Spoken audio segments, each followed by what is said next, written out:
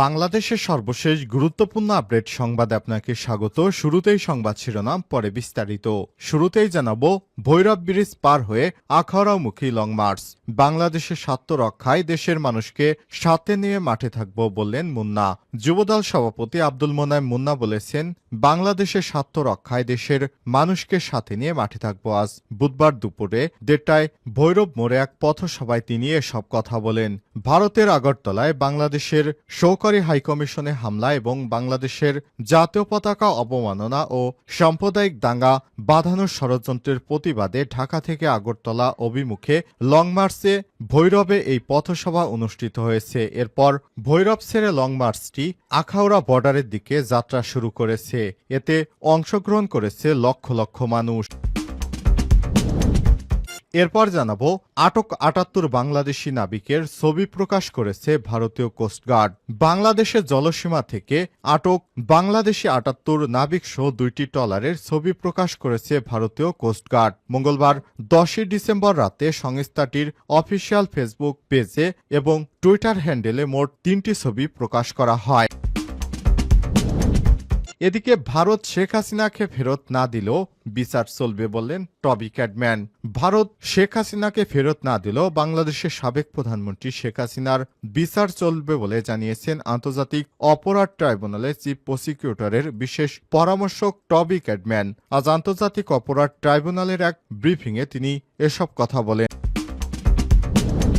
এদিকে অসুস্থ আবু সাইদের বাবাকে হেলিকপ্টারে আনা হলো ঢাকায়। বৈষম্যবিরোধী ছাত্র আন্দোলনে নিহত বেগম রোকেয়া বিশ্ববিদ্যালয়ের শিক্ষার্থী আবু সাইদের অসুস্থ বাবা মকবুল হোসেনকে আর্মি মেডিকেল হাসপাতালে আর্মি হেলিকপ্টারে করে উন্নত চিকিৎসার জন্য আনা হয়েছে। এদিকে সরকারি কর্মকর্তাদের বিদেশ ভ্রমণ নিয়ে আবারও কড়াকড়ি। সরকারি কর্মকর্তা কর্মচারীদের বিদেশে ভ্রমণ নিয়ে নতুন নির্দেশনা জারি করেছে সরকার। নতুন এই নির্দেশনায় কর্মকর্তাদের বিদেশ ভ্রমণ নিরুৎসাহিত করা হয়েছে। একই সঙ্গে অপরিহার্য জাতীয় স্বার্থ ছাড়া একসঙ্গে বিদেশ ভ্রমণে যাওয়া যাবে না বলেও জানানো হয়েছে। এবং সর্বশেষ জানাবো, হাতকড়া নিয়ে মায়ের জানাজা দাফনে ছাত্রলীগ নেতা। মায়ের হাতকড়া পরা অবস্থায় মায়ের জানাজা ও দাফনে অংশ নিয়েছে চুয়াডাঙ্গা পৌর ছাত্রলীগের সাবেক সহসভাপতি জাহাঙ্গীর হোসেন। মায়ের মৃত্যুতে কারাগার থেকে প্যারোলে মুক্তি পান তিনি, তবে জানাজার সময় তার হাতকড়া খোলা হয়নি। এমনই হাতকড়া নেই মায়ের মরদেহ কাঁধে কবরস্থানে যান ছাত্রলীগের এই নেতা। গতকাল বিকেলে প্যারোলে 4 ঘন্টার জন্য মুক্তি পান তিনি। প্রিয় দর্শক, এতক্ষণ শুনছিলেন সংবাদ শিরোনাম, এবারে বিস্তারিত। তবে তার আগে বন্ধুরা, অনুরোধ থাকবে এই সংবাদটিতে একটি লাইক দিন। এই চ্যানেলে আপনি নতুন হয়ে থাকলে আমাদের সংবাদটি দেখতে দেখতে চ্যানেলটি সাবস্ক্রাইব করে রাখুন। কমেন্ট করে আপনার মূল্যবান মতামত জানিয়ে দিন আপনি বিশ্বের কোন দেশ থেকে বা বাংলাদেশের কোন স্থান থেকে আমাদের সংবাদটি দেখছেন এবং শুনছেন। এবারে বিস্তারিত। বাংলাদেশের স্বার্থ রক্ষায় দেশের মানুষকে সাথে নিয়ে মাঠে থাকব মুন্না। যুবদলের সভাপতি আব্দুল মোনায়েম মুন্না বলেছেন, বাংলাদেশের স্বার্থ রক্ষায় দেশের মানুষকে সাথে নিয়ে আমরা মাঠে থাকব। আজ বুধবার দুপুরে 1:30টায় ভৈরব মোড়ে এক পথসভায় তিনি এসব কথা বলেন। ভারতের আগরতলায় বাংলাদেশের সহকারী হাইকমিশনে হামলা এবং বাংলাদেশের জাতীয় পতাকার অবমাননা ও সাম্প্রদায়িক দাঙ্গা বাঁধানোর ষড়যন্ত্রের প্রতিবাদে ঢাকা থেকে আগরতলা অভিমুখে লং মার্চে ভৈরবে এই পথসভা অনুষ্ঠিত হয়। যুবদল, স্বেচ্ছাসেবক দল এবং ছাত্র দল এই লং মার্চ করেছে। লং মার্চটি ভৈরব ব্রিজ পার হয়ে আখাউড়ামুখী যাত্রা শুরু করেছে। জানা গেছে, লং মার্চ বহরে 2000-এর বেশি গাড়ি রয়েছে।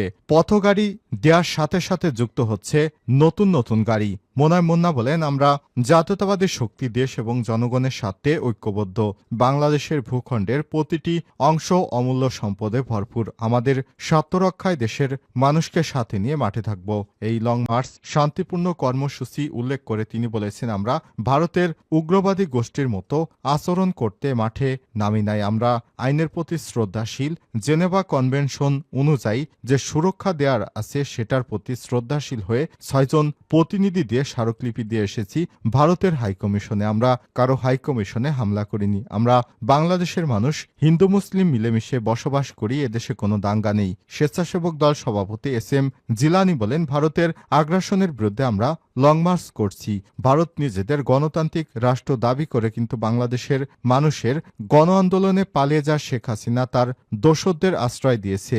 আপনাদের জানিয়ে দিতে চাই যে এই বাংলাদেশ শেখ হাসিনার বাংলাদেশ না, এই বাংলাদেশ শহীদ জিয়ার, খালেদা জিয়ার, তারেক রহমানের বাংলাদেশ। এদেশের 1 ইঞ্চির মাটির দিকে যে তাকাবে তাদের চোখ উপড়ে ফেলা হবে। আটক 78 বাংলাদেশি নাবিকের ছবি প্রকাশ করেছে ভারতীয় কোস্টগার্ড। বাংলাদেশ থেকে ধরে নিয়ে যাওয়া 78 জন নাবিকসহ 2টি ট্রলারের ছবি প্রকাশ করেছে ভারতীয় কোস্টগার্ড। মঙ্গলবার 10 ডিসেম্বর রাতে সংস্থাটির অফিসিয়াল ফেসবুক পেজে এবং এক্স হ্যান্ডেলে এই ছবি প্রকাশ করা হয়। ছবিতে দেখা যায় আটক ট্রলারের নাবিকেরা নৌযানের ডেকের উপর হাত পেছনের দিকে রেখে হাঁটু গেড়ে বসে আছেন।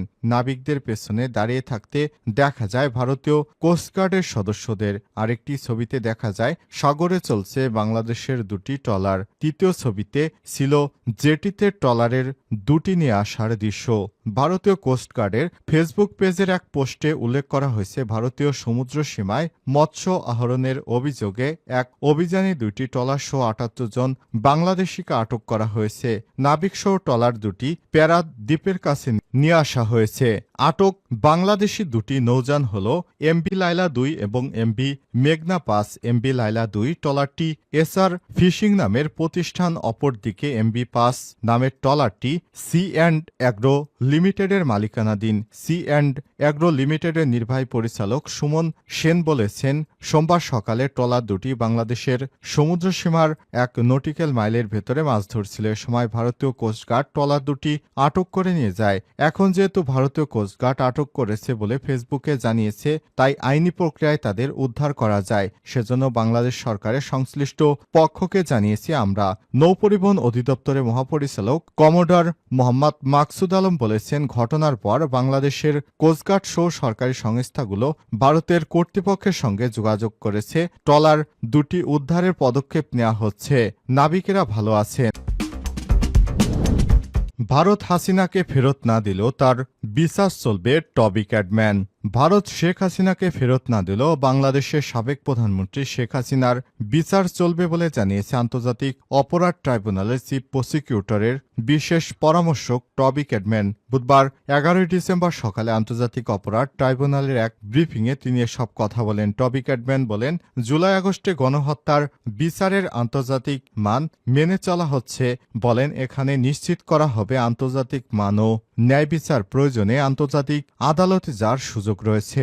চিফ প্রসিকিউটরের বিশেষ এই পরামর্শক বলেন, শেখ হাসিনাকে ফেরাতে ভারত কি করবে জানি না, তবে ভারত যদি শেখ হাসিনাকে ফেরত নাও দেয় তাহলে তার অনুপস্থিতিতেই তার বিচারের কাজ চলবে। ভারত গণতান্ত্রিক দেশ এবং আইনের শাসনে বিশ্বাস করে শেখ হাসিনাকে ফেরত দেবে বলে মন্তব্য